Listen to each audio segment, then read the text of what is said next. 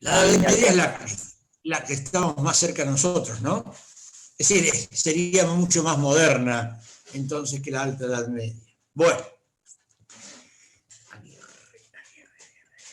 bien, entonces, Facundo, bien. Estoy anotando a los que están llegando. Bueno, entonces, tenemos diferenciado estos dos periodos.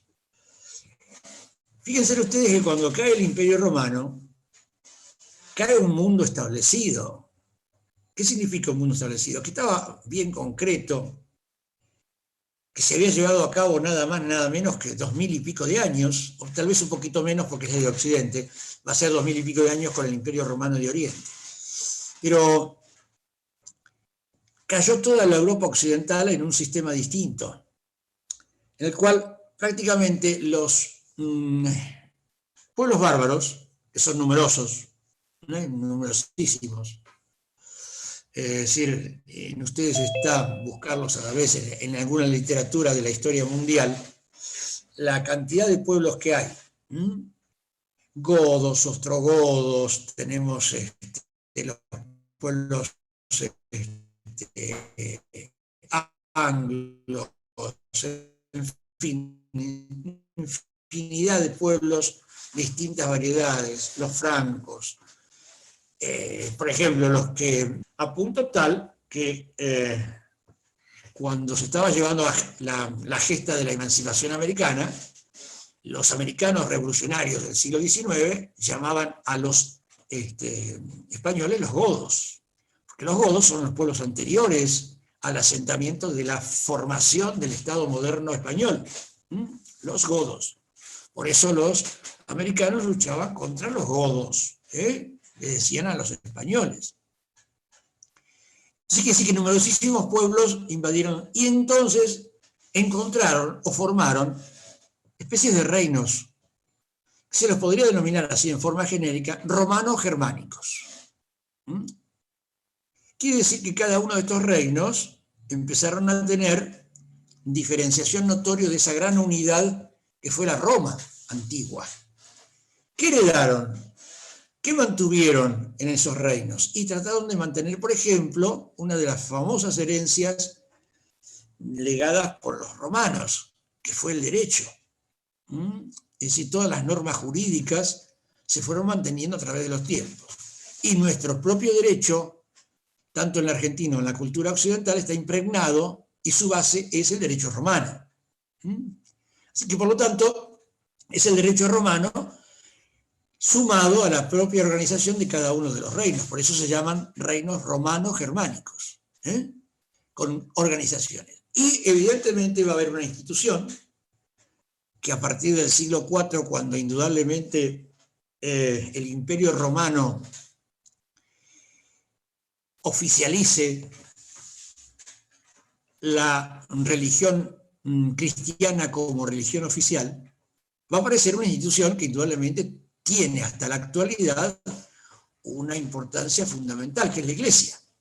La Iglesia quizás conserva en sí misma ese grado de unidad que le daba a la Roma de aquel entonces.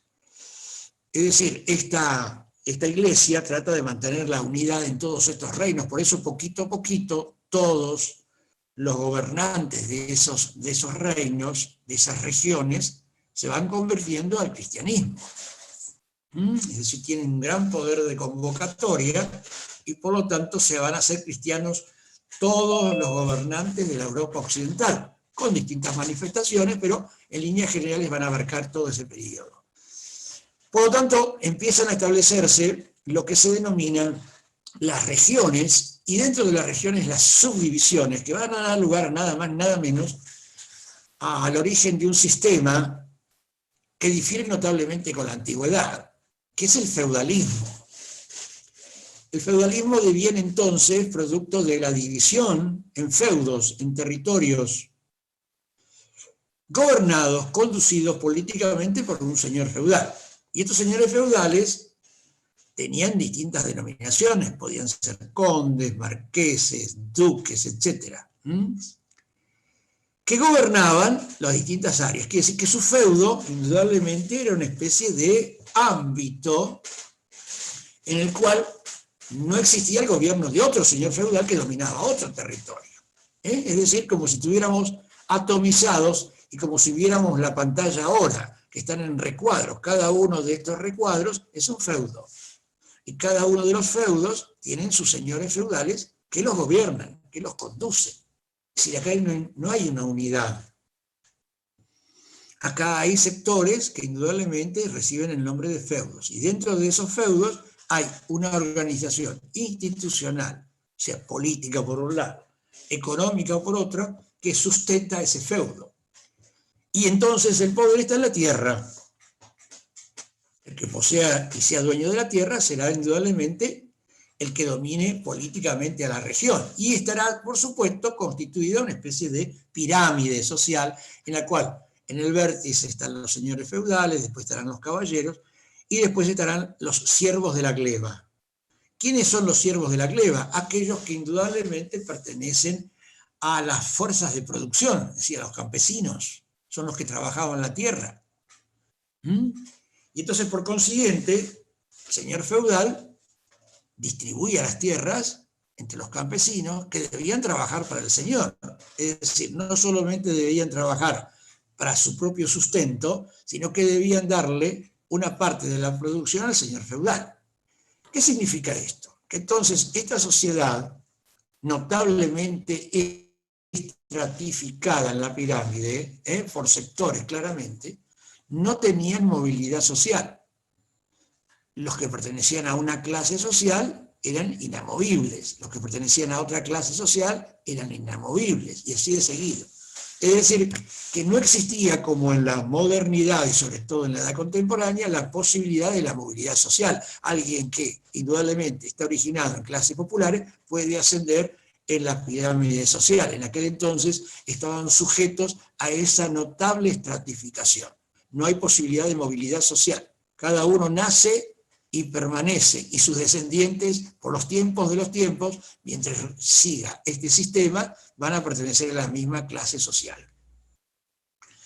Los siervos de la gleba, indudablemente, están adscriptos a la tierra, significa que están adheridos a la tierra, a tal punto que si ahora vamos a ver, un feudo luchaba contra otro feudo, o sea, un señor feudal disputaba a otro señor feudal ese territorio y le ganaba, los miembros, o sea, los siervos de la gleba pasaban a depender del nuevo señor. Quiere decir entonces que esta estratificación social y este sistema estaba basado en una especie de contrato feudal. Y el contrato feudal, como ustedes saben, es un acuerdo de voluntades. Un contrato es un acuerdo de voluntades, en el cual cada uno manifiesta sus inquietudes y sus intereses. Y entonces, el señor feudal solicitaba de sus súbditos, de sus vasallos, esa es la relación del señor feudal y los vasallos, ese es el contrato entre el señor y los vasallos. El contrato consistía en que indudablemente debían proveerle los elementos para la alimentación, es decir, toda la fuerza productiva estaba dentro de en cierta medida de la esclavitud.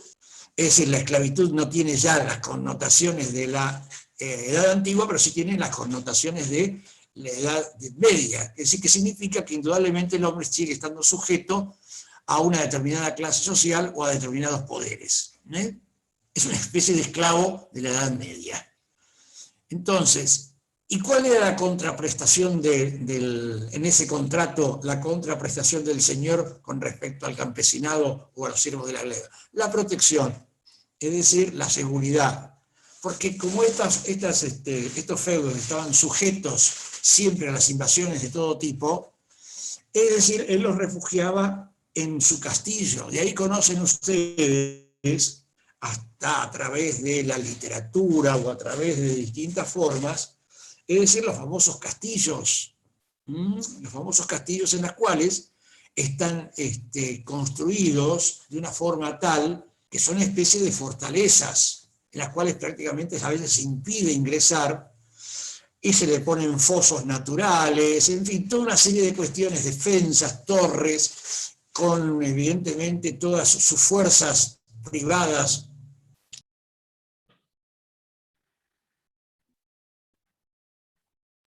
Se muteó, profe. Se muteó. Sí. Toqué acá algo así indebido y sí, ahí está, ya lo saqué. Y entonces les decía que estaban prácticamente defendidos por un ejército privado que está constituido por los caballeros, que son generalmente los que van montados en los caballos, de ahí viene el nombre de caballeros, hombres montados en caballo, porque la caballería indudablemente le da una agilidad en el combate superior a la infantería. Así que por lo tanto, la contraprestación del señor con respecto a los campesinos es la seguridad ante cualquier de ese tipo de invasión, que arrasaban con todo. Lo cual también supone que al decirles esto, evidentemente la economía feudal es una economía de autosuficiencia. Es decir, prácticamente declina, casi desaparece el intercambio comercial en la Edad Media.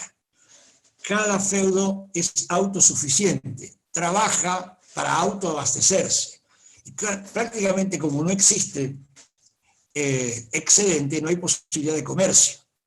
Porque el comercio está basado en el excedente de producción. Si no hay excedente de producción no puede haber comercio. Es decir, el comercio existe en tanto y en cuanto haya excedente de producción. Es decir, supónganse que ustedes tienen una parcela de tierra en sus casas y producen determinado producto, primero tienen que satisfacer sus necesidades. Si superan esas necesidades, podrán decir, bueno, esto lo puedo vender. Entonces ahí ustedes, si lo van a vender, ingresan al sistema comercial. Y si ingresan al sistema comercial es porque tienen excedente. De lo contrario no lo podrían hacer porque tienen que satisfacer sus propias necesidades primero, alimentarias. Entonces, el comercio prácticamente disminuye en esta época a tal punto que inclusive desaparece la moneda. Porque la moneda también existió en la antigüedad. Hay numerosos registros y colecciones de monedas antiguas de los griegos, de los romanos, pero en la Edad Media no existe más eso. Ya no tienen capacidad de acuñación de moneda, porque la moneda presupone la utilización del metal. Es decir, el metal que ustedes conocen, por ejemplo, supónganse cobre, bronce, plata, oro. Es decir, una moneda de cobre es menos valiosa que una moneda de bronce. Una moneda de bronce es menos costosa que una moneda de plata. Y así de seguida hasta llegar a una moneda de oro. Quiere decir que los metales tienen su propia cotización. Y tener su propia cotización significa encontrar el oro necesario para hacer la acuñación de moneda. Y esto indudablemente en la Edad Media estaba incapacitado de producir algo artesanalmente o industrialmente. Era todo manual y a través del campo, de la propiedad, de la tierra. Así que por consiguiente estas son las consideraciones que tenemos en la Edad Media. Por lo tanto, esta especie de aislamiento social en el cual existen a través de los feudos, y los feudos estaban en permanente conflicto, a tal punto que los señores feudales guerreaban constantemente unos con otros. Y entonces el que vencía se apropiaba del feudo siguiente, entonces se agrandaba. Y esto con el tiempo derivará en lo que podremos ver que algunos señores feudales eran más importantes que otros, y derivará fundamentalmente a través de los tiempos en la modernidad. Y eso ya lo veremos más adelante. Pero hasta aquí entonces se va dando este tipo de estructura, esta atomización política, esta atomización económica, este aislamiento en todo sentido, esta conformación de ejércitos particulares de los señores feudales, estas guerras intestinas constantes y permanentes. Y por consiguiente lo único que en cierta medida existe como una posibilidad de unidad es la fe, es la religión, que está en cierta medida regimentada, reglamentada, ordenada y controlada por la Iglesia, que es lo único que en cierta medida se mantiene a través de los tiempos. Bueno, todo esto más o menos es muy fácil y visto en la Alta Edad Media. Ahora vamos a ver el pasaje de la Alta Edad Media a la Baja Edad Media. ¿Alguna pregunta hasta acá?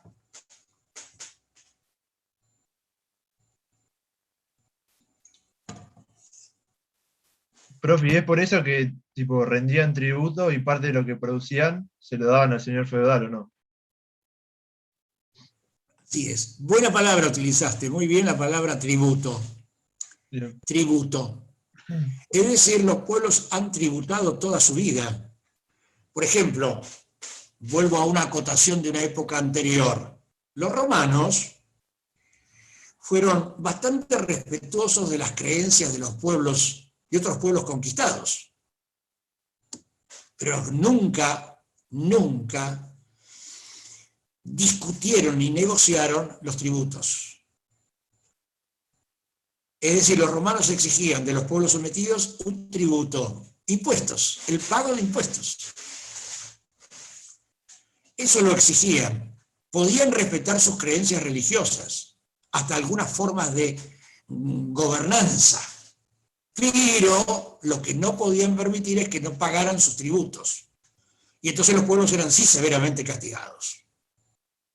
Y el castigo mayor, por supuesto, ustedes lo saben, cuando se vencía, era la mano de obra que se convertía en esclava. Bueno, acá los que tributan efectivamente son los siervos de la gleba a través de la producción, por supuesto. Ellos tributan, ellos son los que pagan, ellos son los que solventan económicamente a ese feudo. Y los otros tienen la misión de la seguridad. La seguridad por conveniencia hasta propia, no porque les interesa que sigan produciendo, si no, no pueden alimentarse. Está claro eso. Así que está todo realmente conectado. Bien. Ahora, ¿cuál es el pasaje hacia la Baja Edad Media?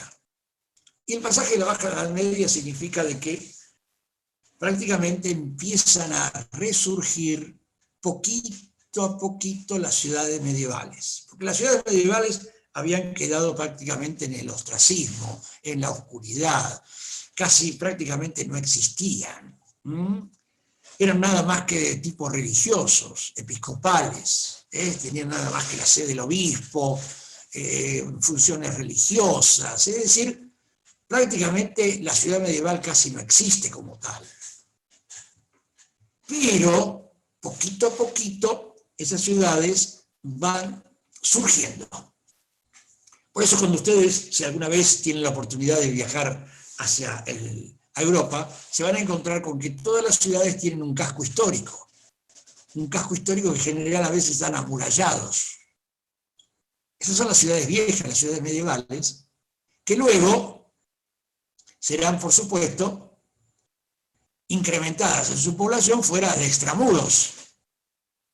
Y de ahí entonces surgirán los nombres que ustedes conocen. Estrasburgo, Hamburgo, el Burgo. Ese Burgo significa nada más nada menos que el asentamiento de los burgueses. Lo cual les estoy indicando claramente el surgimiento paulatino de una nueva clase social. Pero no nos adelantemos. Quiere decir que entonces que la ciudad medieval ha perdido su importancia y a partir, digamos, del siglo XI en adelante empieza a resurgir paulatinamente la ciudad. ¿Y cómo lo hace? ¿A través de qué? Y a través del intercambio comercial. Empiezan a aparecer tímidamente las ferias. Esas ferias que a nosotros estamos acostumbrados a ver hoy. Las ferias donde hay intercambio de ¿qué? Intercambio de mercancías. Es decir, empiezan alguna actividad artesanal, empieza alguna actividad comercial, a intercambiar con otros pueblos. Y cuando se empieza a intercambiar, hay alguien que necesita indudablemente el dominio de esa actividad. Y el dominio de esa actividad serán los comerciantes. Y los comerciantes serán los burgueses que poco a poco van a ir dominando la situación y van a ir asentándose en las ciudades medievales. Ese comercio entonces va a dar origen a una clase social que son los comerciantes, y los comerciantes van a dar origen a los burgueses, que son los que van a habitar generalmente extramuros de las ciudades, los burgos. Entonces serán prácticamente los lugares donde se asienten esta nueva clase social que empezará poquito a poquito a tener un cierto predominio, primero económico, y con el tiempo será político. Y con el tiempo será político. Por lo tanto, empiezan a surgir las ciudades. Y acá empieza a surgir algo muy importante. Porque el comercio, indudablemente, no es solamente el intercambio de productos, ya sean alimenticios, artesanales o como quieran llamarlo. es el intercambio de ideas. Cuando las personas se encuentran, empiezan a intercambiar ideas, empiezan a hablar.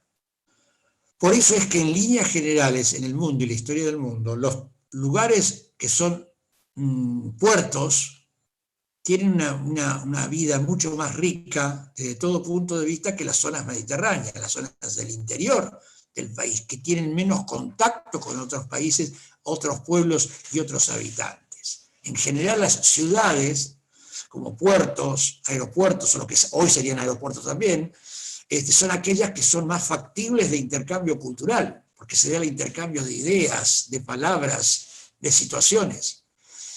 Y bueno, poquito a poquito estas ciudades empiezan a tomar un auge, empieza a darse estas situaciones que evidentemente van a estar dominando la Baja Edad Media. Pero además también esa Baja Edad Media dará lugar también a nuevas exposiciones con respecto a ideologías, con respecto a creencias, etcétera, etcétera. Aún así, debo decirles que así como les dije que la Iglesia mantiene en cierta medida una unidad y trata de hacer lo posible para mantener una férrea unidad en todas las regiones y los feudos a través de la conversión cristiana de los gobernantes, también empiece y mantiene todo esto en función de la fe. La fe es la idea rectora que domina la Edad Media. Toda la gente tiene suma necesidad de creer, suma necesidad de creer. Está totalmente impregnada la situación, por ejemplo, descrita por el Dante Alighieri, es decir, el cielo, el paraíso, el purgatorio, el infierno. Es decir, la gente que indudablemente no creía estaría expuesto entonces al infierno, al castigo de Dios. Así que por lo tanto era sumamente importante tener fe. Y la mayoría de los pueblos eran fervientes defensores de la fe. La fe es algo que cohesiona, nuclea, identifica, une a los pueblos. Y esto se va dando en toda la Edad Media. Y esta fe, a medida que vaya pasando el tiempo y vaya hacia la Baja Edad Media, va a entrar en colisión con algo que indudablemente la Baja Edad Media empieza a confrontar, que es la razón. La razón empieza a colisionar, a chocar, a tensarse contra la fe. Entonces vean ustedes que durante la Edad Media existe una idea rectora, significa que es dominante durante toda la edad, que es la fe. Pero ya en la Baja Edad Media se empieza a asomar, en principio tímidamente y con mayor fervor, hasta que va a eclosionar en la Edad Moderna, que va a ser la razón. La razón va a empezar a tensionarse, a entrar en conflicto con la fe. ¿Hasta acá quedó claro? ¿Sí? ¿Alguna pregunta? ¿Los siervos eran los esclavos de los feudales, más o menos? ¿Cómo, Joaquín? No te escuché. Que esos siervos, los campesinos, eran esclavos de los feudales, ¿no? ¿Qué dijiste, siervos o qué? Campesinos. Sí. ¿Cómo es? ¿Eran Siervo de la quema, ¿cómo es, profesor? Siervos de la gleba, ¿cómo suena? Listo. G-L-E, D larga A, gleba. Y siervos, ojo, que va con S, ¿eh? No son los siervos de los animales. Siervos va con S. Y B corta. Siervos de la gleba. ¿Sí? Bueno. Estos siervos de la gleba eran en cierta medida los esclavos de su época, claro. Y además, como les digo, estaban adscritos, sujetos a la tierra. Es decir, que si una propiedad o un feudo pasaba a otro señor, con ellos pasaba la tierra y los siervos. Bueno, si esto quedó en claro, quiere decir que poquito a poquito nos acercamos a una nueva edad. Y dijimos que a partir de 1453 daría por finalizado desde el punto de vista didáctico la Edad Media con la caída de Constantinopla en poder de los turcos. Les recuerdo que Constantinopla es la antigua Bizancio, creada por los griegos, después dominada por los romanos, y es Constantinopla en honor de Constantino, el emperador romano. Y hoy es Estambul, la futura sede del final de la Copa de la Champions League. Ahí se van a ubicar enseguida, ¿no es cierto? Si digo esto, automáticamente todo el mundo entró en órbita. Entramos a funcionar. La Champions League va a jugarse el último partido, la final, entre el Manchester City y el Chelsea en Estambul. Si las condiciones en Turquía lo permiten por la pandemia. Turquía está muy complicada. A lo mejor le revisan esto. Profe, Porque el año pasado se tendría que haber jugado en Estambul y no se jugó. Se cambió por Lisboa. No va a ser cosa que ahora pase exactamente lo mismo y no se juegue en Estambul. Bueno, Estambul, en la ciudad turca, es la ex Constantinopla y es la ex Bizancio. Una ciudad cosmopolita si las hay. Realmente magnífica, exorbitante en todo sentido. Extraordinaria. Esta es la Constantinopla. Sí, a ver. te hago una Ana pregunta. Sí, adelante. Desde que es Constantinopla hasta hoy en día, ¿el territorio sufrió muchos cambios? ¿O cómo hizo para mantenerse sufriendo cambios como tan significativos a nivel cultural, histórico, Muy buena político? pregunta, muy buena pregunta, muy buena pregunta. Muy bien. Quiere decir entonces que Bizancio tenía sus características con los griegos. Luego pasó con Constantinopla con los romanos, claro. Ahora Constantinopla cae en poder de los turcos. Y los turcos le dan una fisonomía distinta. Hoy ustedes ven cualquier cantidad de mezquitas, quizás las más significativas, si miran Estambul, es la impronta claramente del islamismo. Es decir, hay numerosas mezquitas que están caracterizando toda la época del Imperio Otomano, que arranca en esa época y que prácticamente llega hasta casi el siglo XX. Pero claro, la Turquía de aquel entonces era realmente dominante, espectacular la de los otomanos, que mantuvieron todo su esplendor. Inclusive los árabes son muy detallistas en cuanto al arte. A los árabes le debemos el mantenimiento de las fuentes antiguas de la historia, la filosofía. Sin los árabes el conocimiento se hubiera perdido.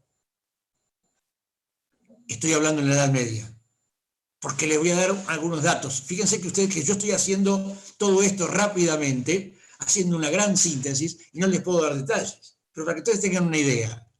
Para el año 800 de nuestra era, que reinaba en el poder, en el país de los francos, que era Carlomagno, ahí la gente, hasta los miembros de su corte, no estoy hablando de los feudos, de su corte, de esa clase que indudablemente tenía la conducción política, eran analfabetos. Carlomagno tuvo que establecer escuelas del palatinado, de los palacios, para hacerles enseñar o enseñarles a sus propios miembros, los cortesanos de la época, a leer y escribir.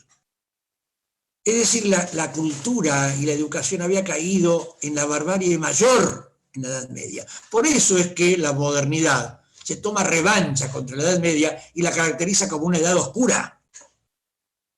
La Edad Media es una edad oscura. ¿Una edad oscura por qué? Porque predomina la fe y no hay nada de conocimiento. No avanza el conocimiento. Está en una penumbra total, en una oscuridad total. Todo estaba basado en la fe. No hay posibilidad de crecimiento. Y ya lo vamos a ver ahora cuando iniciemos rápidamente la modernidad en los primeros tiempos. Ya lo vamos a ver. Así que, por lo tanto, los árabes, en cierta medida, eran mucho más respetuosos del arte, de la cultura. Y gracias a eso se mantuvo ese esplendor que tuvo la Constantinopla que no conocimos, sino que está en cierta medida apañada por la Estambul actual, y entonces vino la impronta otomana a darle una característica distinta. Y los otomanos se preocuparon mucho del auge, del florecimiento de Estambul. Estambul es una ciudad realmente majestuosa, es impresionante, además desde el punto de vista geográfico. Tiene el hecho de tener, por ejemplo, el Bósforo y ser las dos costas de Estambul, es decir, las dos orillas distintas, una pertenece a Asia y otra pertenece a Europa. Miren ustedes qué característica especial tiene Constantinopla o actual Estambul. Así que es realmente impresionante todo esto. Bueno, nos desviamos del tema con esta pregunta, pero bueno, espero haberla satisfecha, Ana Rosa, no sé si te contesté. Sí, profe. Bueno, después igual voy a buscar por ahí el internet un poco más. Está bueno el tema. Seguro, abundá en eso porque es muy interesante, es realmente magnífico, sí. Bueno, entonces estábamos en la Baja Edad Media, en la atención en estas dos ideas rectoras, la fe y la razón. Y entonces estamos entrando ya prácticamente a un acontecimiento de singular importancia que va a estar empezando a marcar la diferencia entre una época, la Baja Edad Media, y el ingreso a la modernidad. Y es el surgimiento, por ejemplo, de un movimiento cultural de singular importancia que va a ser el Renacimiento. El Renacimiento está ubicado ahora, es decir, en el 400, como dicen los italianos, en 1400, y nace en Florencia. Y luego, con el tiempo, en el siglo siguiente, se traslada a Roma. Ahí comienza entonces el Renacimiento. ¿Y el Renacimiento de qué? ¿Qué es el renacer de qué? Es el renacer de la cultura antigua occidental. Es retomar entonces los viejos cauces y las bases fundamentales del pensamiento occidental. Estamos hablando de los griegos, en principio y fundamentalmente, y luego de los romanos. Es la cultura greca romana la que otra vez se manifiesta a través de ¿qué? Del arte, fundamentalmente. Y ahí ven ustedes las grandes pinturas, las grandes obras de arquitectura, de escultura de la época, donde empiezan a aparecer, diríamos, una apreciación distinta hasta del cuerpo. Fíjense, por ejemplo, cómo estos grandes pintores, estos grandes artistas, tenían sumo cuidado y realizaban un estudio muy importante de la anatomía humana. Fíjense que muchos cuerpos están desnudos como a la usanza antigua. Ustedes pueden ver figuras de los griegos y los romanos casi desnudos y aparecen otra vez acá ahora, en el Renacimiento. Ahí lo muestra el gran David, ¿no es cierto? Estamos hablando fundamentalmente de todos estos grandes creadores, Miguel Ángel, Leonardo, en fin, todo ese tipo de artistas que diseñó y estructuró una época realmente increíble, el Renacimiento. Esto desde el punto de vista cultural. Bueno, yo en 5 minutos o 10 minutos doy por terminado porque tengo que hacer un montón de cosas todavía, pero más o menos con esto vamos a dar, porque me interesa sobre todo que quede claro el concepto de la Edad Media en principio, si ahí no hay ninguna pregunta, para dar el pasaje a la Edad Moderna. Para dar el pasaje a la Edad Moderna. Porque el Renacimiento, si yo les digo solamente lo que les acabo de mencionar, estaría inconcluso, sería insuficiente. Es decir, habría que darle otro concepto desde el punto de vista filosófico e histórico. Lo cual ustedes ven lo que significa el análisis del mundo contemporáneo. No es solamente una cuestión de historia, es una cuestión de análisis de todas las variables vertientes que existen en el análisis del mundo. Así que lo vemos desde el punto de vista artístico y desde vamos al Renacimiento, es un renacer de la antigua cultura grecolatina. Bien, pero va a quedar en adelante, y lo voy a dejar para la clase que viene, el concepto filosófico histórico del Renacimiento. Es decir, ¿qué pasa con el hombre en ese momento? Porque este hombre que aparece en este momento histórico es un hombre de transición. que es lo más difícil de lograr. Es como nosotros que estamos en esta impasse, ¿no es cierto?, en esta situación crítica de hoy. Estamos en un tiempo que no sabemos dónde estamos. No finalizó una época ni empezó una nueva. Esta zona de transición, que es sumamente difícil para vivir, para ubicarse. Bueno, así le ha pasado al hombre del Renacimiento. Fueron épocas muy difíciles para ese hombre entender lo que significaba el mundo que estaba dejando y el mundo que iba a venir. Bien, si hasta acá fue comprendida la clase de hoy, me gustaría que ustedes me den el ok y me digan si comprendimos hoy bien los fundamentos de la Edad Media y las características de la Edad Media. Porque en la clase que viene vamos a comenzar con la modernidad. Ya comenzamos con el Renacimiento, por de pronto. Características de la modernidad. Sí, profe, se entendió. ¿Se entendió? Sí, profe. Me alegro. Sí, buenísimo. ¿Sí? ¿Alguna pregunta que hacer? Si no, como siempre les digo, les digo entonces, sobre todo, que tengan en cuenta, apunten las preguntas y en la clase siguiente me las hacen, ¿sí? ¿De acuerdo? Si tienen alguna cosa que les haya quedado y se vayan dando cuenta con el tiempo. Perfecto, profe. ¿Todo bien? ¿Ninguna pregunta? Bien. ¿Me quedo tranquilo que fue comprendido lo de hoy? Todo correcto. Sí, sí. Genial, profe. Si esto Muy bien. está comprendido, Un lujo, profe. si esto está comprendido, me alegro, si esto está comprendido, entonces le tenemos que dar paso a la nueva edad. Fíjense entonces cómo fuimos desarrollando al hombre, ¿no? Y sus tiempos, cómo llegamos a la modernidad. Y la modernidad es el presupuesto básico del mundo contemporáneo. Entonces tenemos que entender todo esto para situarnos por qué estamos aquí ahora. ¿Y por qué tenemos estas características? ¿Y por qué somos como somos ahora? Que son todas preguntas en última instancia filosóficas. ¿Se dan cuenta, no? Bien. Entonces, ¿Por qué, profe? nos despedimos hasta la semana que viene. Cuídense como siempre. Profe, te hago una pregunta. ¿Tomás Adelante, licencia? ¿Cómo? Sí, ¿Tomás tomé licencia? licencia, sí. Obvio, Lu. Bueno.